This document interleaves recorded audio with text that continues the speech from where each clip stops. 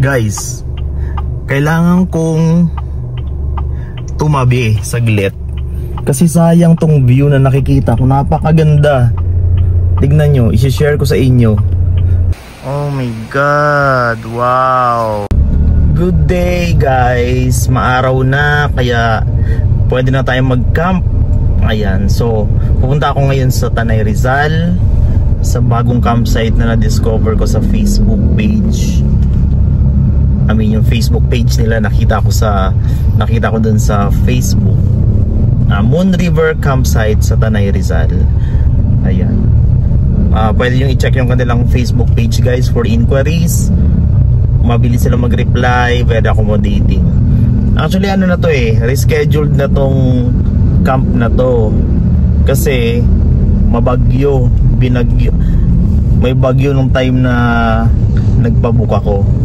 Yan nila-schedule today. So let's check it out.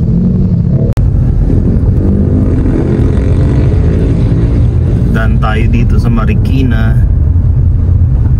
tapos papunta tayong Sumulong Highway. Ayan, slow traffic pero manageable. Marilake Highway. Start na tayo paakyat ng Tanay.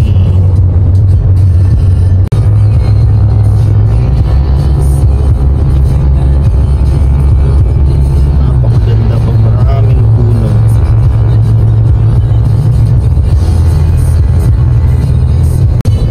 Diba? Napakapayapa lang ng paligid. I love it. Pero maganda dito sa Tanay.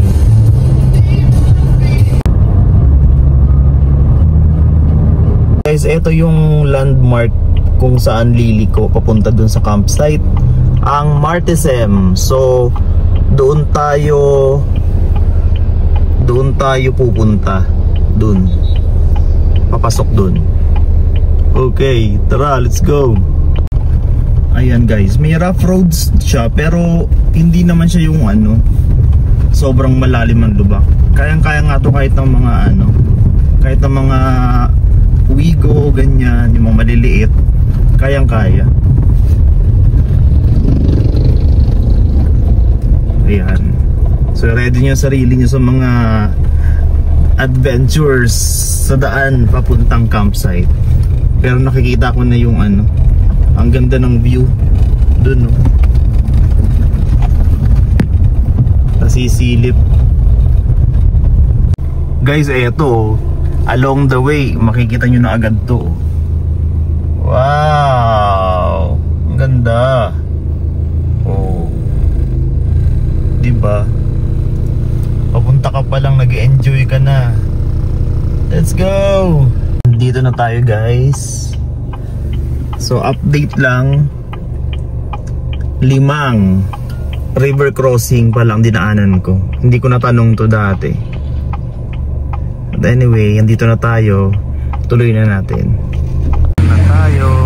So yun yung kanilang pool. Sobrang tahimik lang talaga niya guys. So meron nang naunang camper. Yes.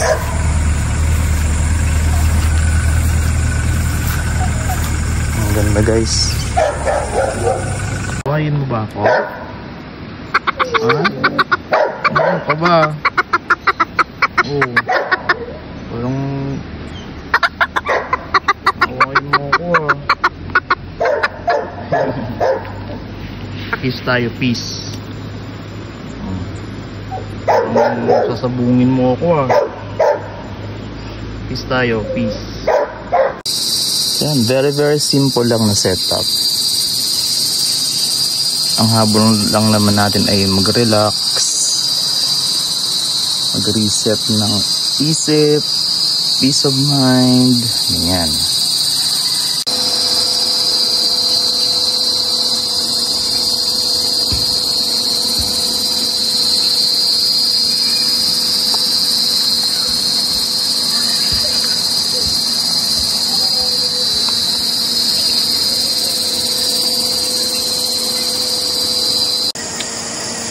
Ayan, prepare na ako for dinner. Magluluto na lang ako ng ulam.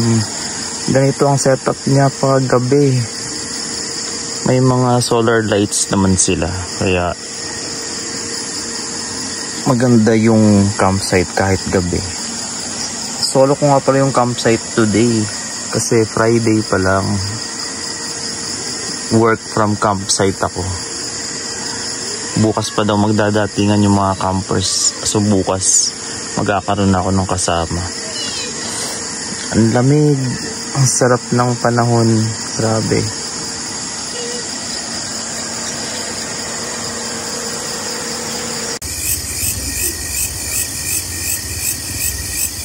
Hinahanap ko kung saan yung tumutunog, guys. Hindi ko naman sila makita. Pero parang ang lapit-lapit nilang sa akin.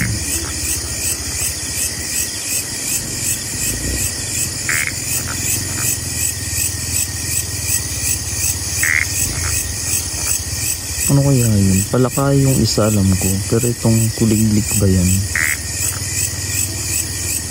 Parang malapit lang siya pero hindi ko sila makita. Nilawan ko pa kanina. Wala din. Ang tahimik ng paligid, sila lang naririnig ko.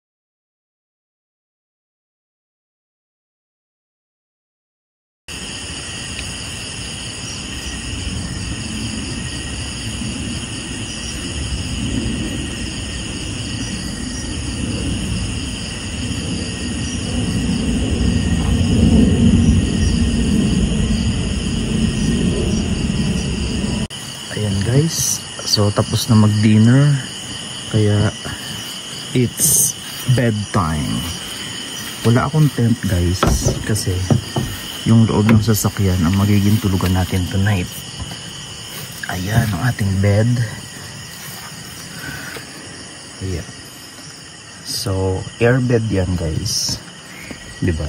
Tapos nakabukas lang yung ating trunk sa likod pero may net yan at may ilaw na pang horror. Joke.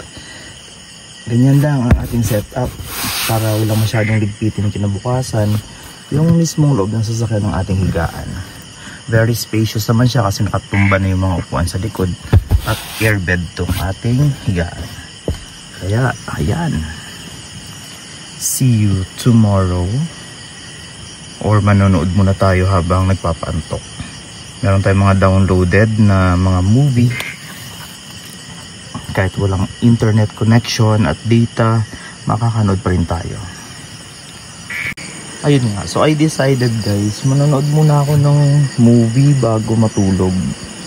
Though malamig na yung panahon, hindi pa naman ako inaantok.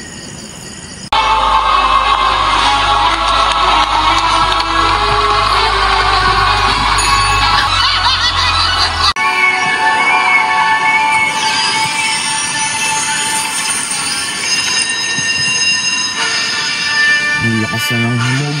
What is history? Sobrang lamig. Yes.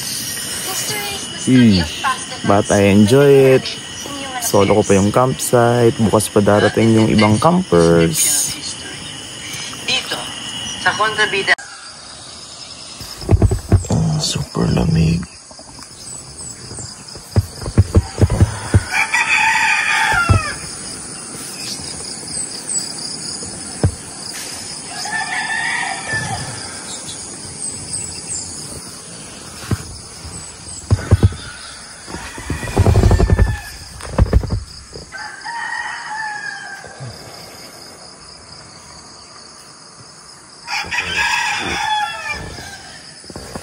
May mga lumatik kagabi na camper. Late sila nakarating. Ayan. Doon sila temporary naglagay ng tent kasi late night kasi na dumating. Ayan. Pauwi na tayo guys at sasagupain natin ulit. Hindi masagupa, tatawid lang ng river. Hindi ko na nakunan yung una pero ito na yung pangalawa. Let's go. Woo.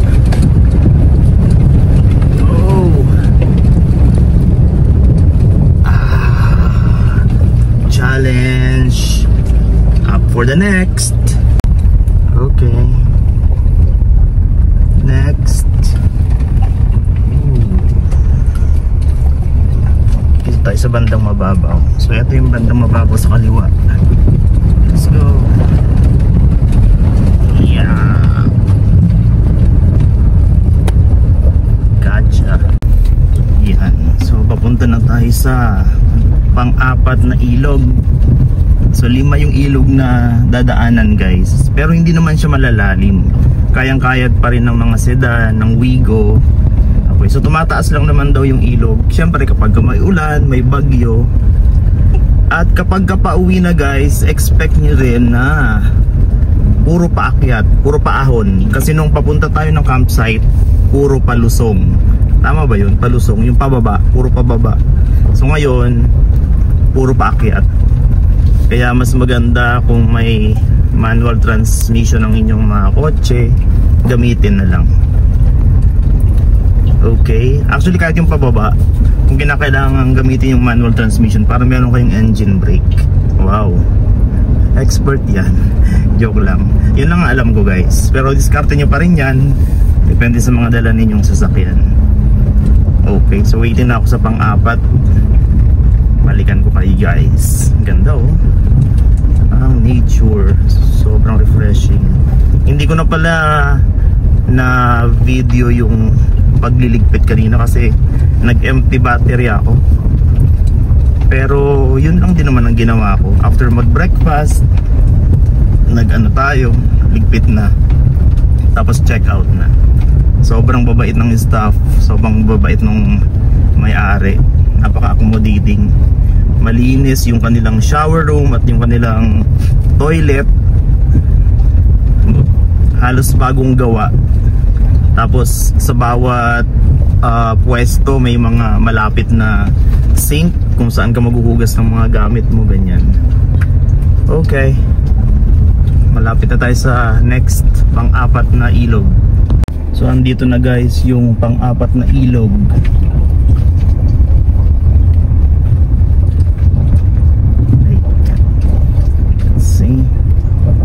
Let's go. Pababa tapos pagtawid paakyat.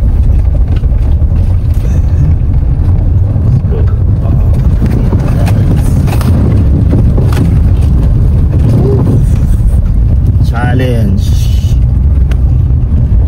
So I believe yung ilog na yon ang pinaka malalim kasi dyan yung part kung saan paglusong ko papunta dun sa campsite,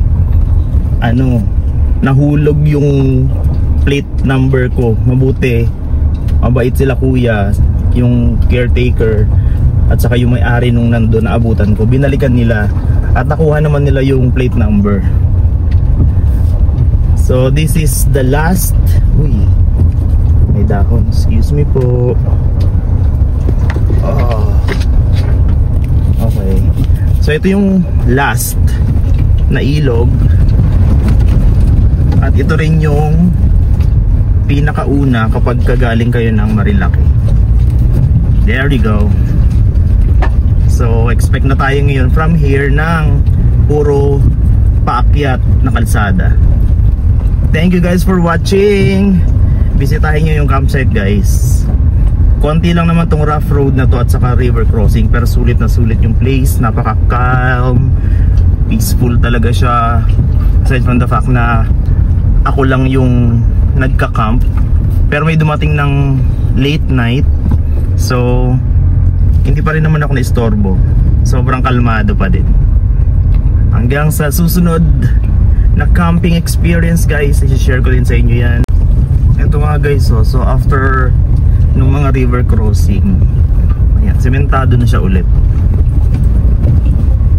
Yan. Okay, sementado na siya guys. Tapos ito na nga yung sinasabi ko, puro na siya paahon.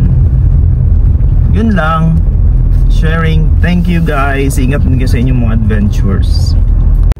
Guys, kailangan kong tumabi saglit. Mababa ako guys ha.